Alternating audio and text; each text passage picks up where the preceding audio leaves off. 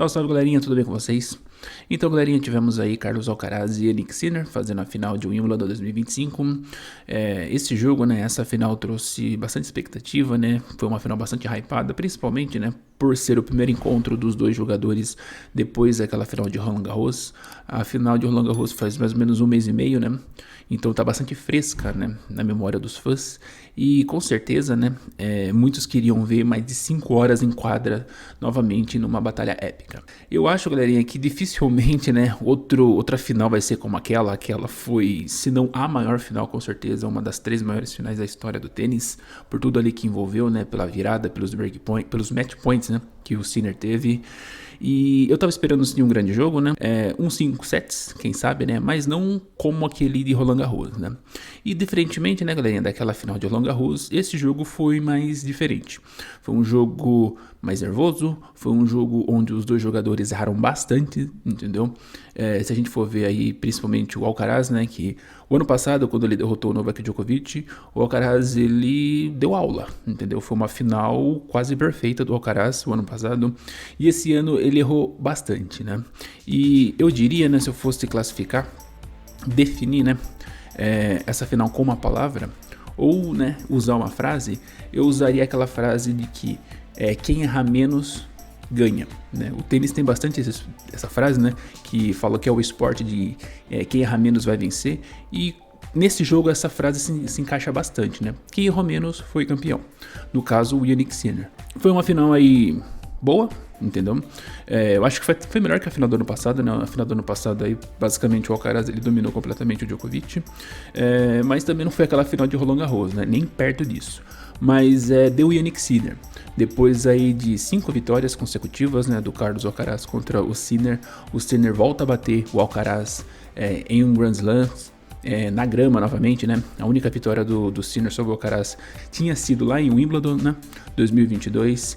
E o Sinner, galerinha, eu acho que ele tirou uma tonelada das costas, cara. Porque ele, como número 1 do mundo, né, tendo ali o seu carrasco ali, ganhando tudo, ele vencendo o Alcaraz, né, eu acho que tirou um quilo ali de tonelada das costas dele.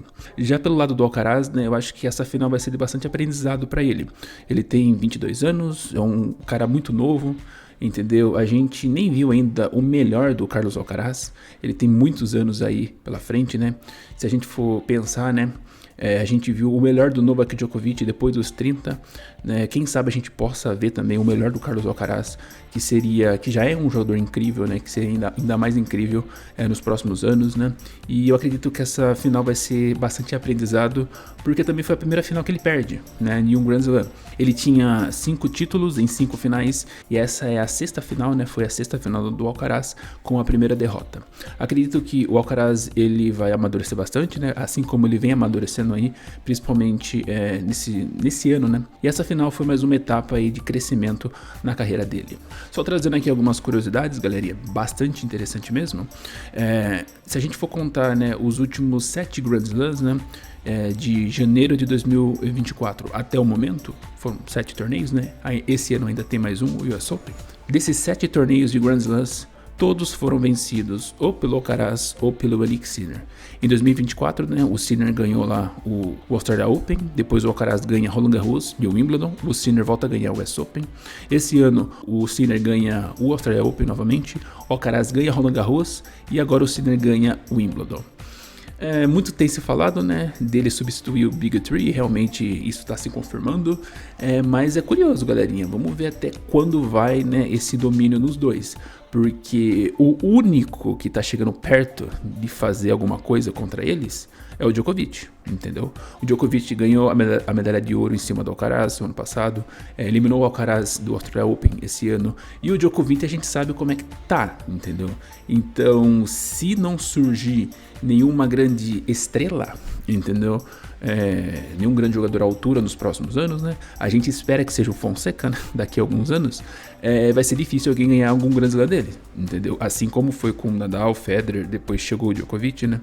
Também vai ser assim com eles, porque, que nem eu falei, o Djokovic é o único jogador que tem potencial, ainda com potencial, de incomodar eles nos Grand Slams. Esse foi o jogo de número 13 entre os dois, né? Agora são 8 vitórias do Alcaraz contra 5 do Jannik Sinner. Foi o quinto jogo em Grand Slams, entre eles também. Agora são 2 vitórias do Jannik Sinner e 3 do Carlos Alcaraz. E né, foi a segunda final de Grand Slams, né? Entre os dois, tá um para cada lado. Enfim, deu Jannik Sinner na final de Wimbledon 2022. Ainda resta mais um Grand Slam, ainda resta o US Open.